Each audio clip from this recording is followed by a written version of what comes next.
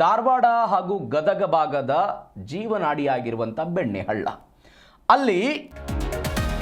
ಅಲ್ಲಿ ಪ್ರತಿ ಬಾರಿ ಮಳೆಯಾದಾಗಲೂ ಕೂಡ ಪ್ರವಾಹ ಬರ್ತಾ ಇತ್ತು. ಗದಗ ಜಿಲ್ಲೆಯ ಹಳ್ಳಿಗಳು, ನವಲಗುಂದ, ಅಣ್ಣಿಗೇರಿ ಈ ಭಾಗದ ಎಲ್ಲ ಪ್ರದೇಶಗಳು ಮುಳುಗಡೆ ಆಗ್ತಾ ಇತ್ತು.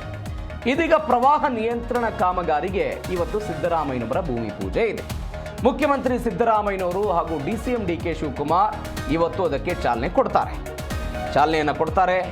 ಹುಬ್ಬಳ್ಳಿಯ ಶಿರಗುಪ್ಪಿಯಲ್ಲಿ ಒಂದು ಕಾರ್ಯಕ್ರಮವನ್ನು ಹಮ್ಮಿಕೊಳ್ಳಲಾಗಿದೆ. ಸಂಜೆ 4 ಗಂಟೆಗೆ ಈ ಕಾರ್ಯಕ್ರಮ ನಡೆಯುತ್ತೆ. ರೈತರ ಸಮ್ಮುಖದಲ್ಲಿ ಮುಖ್ಯಮಂತ್ರಿಗಳು ಹಾಗೂ ಉಪಮುಖ್ಯಮಂತ್ರಿಗಳಿಂದ ಈ ಕಾರ್ಯಕ್ರಮಕ್ಕೆ ಚಾಲನೆಯನ್ನು ಕೊಡಲಾಗುತ್ತೆ. ಉತ್ತರ ಕರ್ನಾಟಕದ ಪ್ರಮುಖ ಬೇಡಿಕೆಯಾಗಿದ್ದಂತಹ ಕಾಮಗಾರಿ ಇದು. ಗದಗ ಆಗಿರ್ಬೋದು, ಅಣ್ಣಿಗೇರಿ, ನವಲಗುಂದ ಈ ಎಲ್ಲ ಭಾಗಗಳಲ್ಲೂ ಕೂಡ ಅನೇಕ ಸಮಸ್ಯೆಗಳಾಗ್ತಾ ಇತ್ತು. ಹೀಗಾಗಿ ಅದಕ್ಕೆ ನಿಯಂತ್ರಣ ಮಾಡೋದಕ್ಕೆ ಇದೀಗ ಒಂದು ಪ್ರಯತ್ನವನ್ನು ರಾಜ್ಯ ಸರ್ಕಾರ ಮಾಡ್ತಾ ಇದೆ. ಒಟ್ಟು 200 ಕೋಟಿ ರೂಪಾಯಿ ವೆಚ್ಚದ ಪ್ರವಾಹ ನಿಯಂತ್ರಣ ಯೋಜನೆಯನ್ನು ತಂದಿದ್ದಾರೆ. ಇವತ್ತು ಅದಕ್ಕೆ ಚಾಲನೆ ಕೊಡ್ತಾರೆ. ಧಾರವಾಡ ಮತ್ತು ಗದಗ ಜಿಲ್ಲೆಗಳ ಸುಮಾರು 140 ಕಿಲೋಮೀಟರ್ ದೂರದವರೆಗೆ ಬೆಣ್ಣೆಹಳ್ಳ ಮತ್ತು ಅದರ ಉಪನದಿಗಳ ಹೂಳೆತ್ತುವ ಕೆಲಸ ಆಗುತ್ತೆ. 1.05 ಕಿಲೋಮೀಟರ್ ಉದ್ದದ ಒಂದು ರಕ್ಷಣಾ ಗೋಡೆಯನ್ನು ಮಾಡ್ತಾರಂತೆ. 7.15 ಕಿಲೋಮೀಟರ್ ಉದ್ದದ ಕೆರೆಯೇರಿ ಅಭಿವೃದ್ಧಿ ಮಾಡ್ತಾರಂತೆ. ಸಣ್ಣ ಹಳ್ಳಗಳು ಬೆಣ್ಣಿ ಹಳ್ಳವನ್ನು ಸಂಧಿಸುವಂಥ 83 ಸ್ಥಳಗಳಲ್ಲಿ ಅಭಿವೃದ್ಧಿ ಕೆಲಸವನ್ನು ಮಾಡ್ತಾರಂತೆ. ಈ ಯೋಜನೆ 18 ತಿಂಗಳುಗಳಲ್ಲಿ ಪೂರ್ಣ ಆಗಬೇಕು ಅನ್ನುವಂಥ ನಿರೀಕ್ಷೆ ಇದೆ. ಧಾರವಾಡ ಮತ್ತು ಗದಗ ಜಿಲ್ಲೆಗಳ ಒಟ್ಟು 37 ಹಳ್ಳಿಗಳು ಬರುತ್ತೆ. 20,000 ಹೆಕ್ಟರ್ ಭೂಮಿ ಪ್ರವಾಹದಿಂದ ಪ್ರತಿ ವರ್ಷವೂ ಕೂಡ ಸಮಸ್ಯೆಯನ್ನು ಅನುಭವಿಸ್ತಾ ಬಂದಿತ್ತು. ಇದೀಗ 20,000 ಹೆಕ್ಟರ್ ಕೃಷಿ ಭೂಮಿ ಪ್ರವಾಹದಿಂದ ಈ ಹಾನಿಯಿಂದ ಮುಕ್ತಿ ಆಗುತ್ತೆ ಅಂತ ಈ ಬಗ್ಗೆ ಹೆಚ್ಚಿನ ಡೀಟೇಲ್ಸ್ ಕೊಡ್ತಾರೆ ನಮ್ಮ ಹುಬ್ಬಳ್ಳಿ ಪ್ರತಿನಿಧಿ ಕಲ್ಮೇಶ್ ಮಂಡ್ಯಾಳ್ ಫೋನ್ ಸಂಪರ್ಕದಲ್ಲಿದ್ದಾರೆ. ಕಲ್ಮೇಶ್, ಅನೇಕ ವರ್ಷಗಳ ಬೇಡಿಕೆ ಇದು. ಇಲ್ಲಿ ಉಂಟಾಗುವ ಪ್ರವಾಹದಿಂದ ರೈತರು ತತ್ತರಿಸಿ ಹೋಗಿದ್ರು. ಇವತ್ತು ಅದಕ್ಕೆ ಒಂದು ಕಾಮಗಾರಿಗೆ ಪೂಜಾ ಕೆಲಸ ಅಂತೆ. ಏನೆಲ್ಲ ನಿರೀಕ್ಷೆ ಇದೆ ಈ ಕಾಮಗಾರಿಯಿಂದ?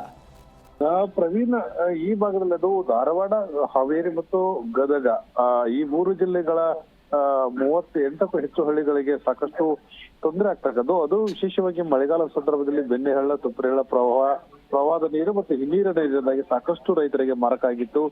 ಈಗ ಇದಕ್ಕೆ ಶಾಶ್ವತವಾಗಿ ಪರಿಹಾರ ಕಂಡುಕೊಳ್ಳಬೇಕು ನಿಟ್ಟಿನಲ್ಲಿ ಈ ರೈತರು ಒತ್ತಾಯ ಮಾಡ್ತಾ ಇದ್ರು. ಈಗಾಗಲೇ ಸಾಕಷ್ಟು ರೀತಿಯ ಈ ಒಂದು ಕಾಮಗಾರಿ ಆರಂಭ ಆಗ್ಬೇಕು ಅನ್ನುವ ಒತ್ತಾಯ ಸಹ ಆಗಿತ್ತು. ಆದ್ರೆ ಎಲ್ಲ ಒಂದ್ ಕಡೆ ಇದು ರಾಜಕೀಯ ದಾಳವಾಗಿ ಬಳಸಿಕೊಳ್ಳತಕ್ಕಂಥ ಕಾರ್ಯ ನಡೀತಿದೆ. ಈಗೂ ಸಹ ಇವತ್ತು ಮುಖ್ಯಮಂತ್ರಿ ಸಿದ್ದರಾಮಯ್ಯ ಮತ್ತು ಉಪಮುಖ್ಯಮಂತ್ರಿ DK ಶಿವಕುಮಾರ್ ಅವರು ಏನು ಚಾಲನೆ ಕೊಡ್ತಾ ಇದ್ದಾರೆ, ಹುಬ್ಬಳ್ಳಿ ತಾಲೂಕಿನ ಶಿರಗುಪ್ಪಿ ಗ್ರಾಮದಲ್ಲಿ ಈ ಕಾಮಗಾರಿ ಶಂಕುಸ್ಥಾಪನೆ ಮಾಡ್ತಾ ಇದ್ದಾರೆ. ಒಂದ್ ರೀತಿ ಈ ಕಾಮಗಾರಿ ಅಷ್ಟು ತೀವ್ರಗತಿಯಲ್ಲಿ ಆಗ್ತದೆ ಅನ್ನೋ ಬಗ್ಗೆ ಯಕ್ಷ ಪ್ರಶ್ನೆ ಆಗ್ತದೆ. ಇನ್ನೊಂದು ಕಡೆ ಈ ಕಾಮಗಾರಿಗೆ ಸಾಕಷ್ಟು ರೀತಿಯ ರಾಜಕೀಯ ಬಣ್ಣ ಬಡ್ತಿರೋದು. ಈ ಹಿಂದೆ ಬಿಜೆಪಿ ಸರ್ಕಾರ ಇದ್ದಾಗ ಇದಕ್ಕೆ 16,050 ಕೋಟಿ ರೂಪಾಯಿ ಒಂದು DPR ಅನ್ನ ಮಾಡಿತ್ತು. ಆ DPR ಅನ್ವಯ ಇನ್ನೂ ಅದು ಸರಿಯಾಗಿ ಸಮರ್ಪಕವಾಗಿ ಜಾರಿ ಆಗಿಲ್ಲ. ಒಂದ್ ರೀತಿಯ ಪರಮಶಿವಯ್ಯ ವರದಿ ಏನ್ ನೀರಾವರಿ ತಂದಿದ್ರು, ಪರಮಶಿವ ವರದಿ ಅನ್ವಯ ಈ ಒಂದು ಕಾಮಗಾರಿ ಆಗ್ಬೇಕನ್ನೋದು.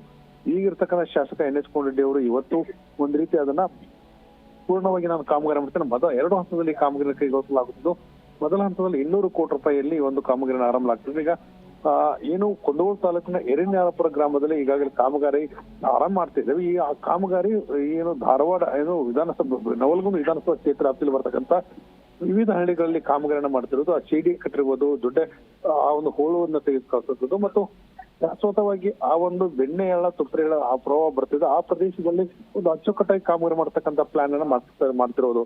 ಆದ್ರಿಂದ ಇವತ್ತು ಮುಖ್ಯಮಂತ್ರಿ ಸಿದ್ದರಾಮಯ್ಯ, ಉಪಮುಖ್ಯಮಂತ್ರಿ DK ಶಿವಕುಮಾರ್ ಸಹಿತ ಅನೇಕ ಸಚಿವ ಸಂಪುಟ ಸದಸ್ಯರು ಈ ಈ ಒಂದು ಕಾರ್ಯಕ್ರಮ ಭಾಗವಹಿಸ್ತಾರೆ, ಚಾಲನೆ ಕೊಡ್ತಾ ಇದ್ದಾರೆ. ನೋಡ್ಬೇಕಾಗಿದೆ ಈ ಕಾಮಗಾರಿ ಎಷ್ಟು ತ್ವರಿತಗತಿಯಲ್ಲಿ ಆಗ್ತದೆ ಎಂಬುದನ್ನ ನಾವು ಮುಂದಿನ ದಿನದಲ್ಲಿ. ಓಕೆ ಕಲ್ಮೇಶ್, ಥ್ಯಾಂಕ್ ಯು ನಿಮ್ಮೆಲ್ಲ ಡೀಟೇಲ್ಸ್ಗೆ.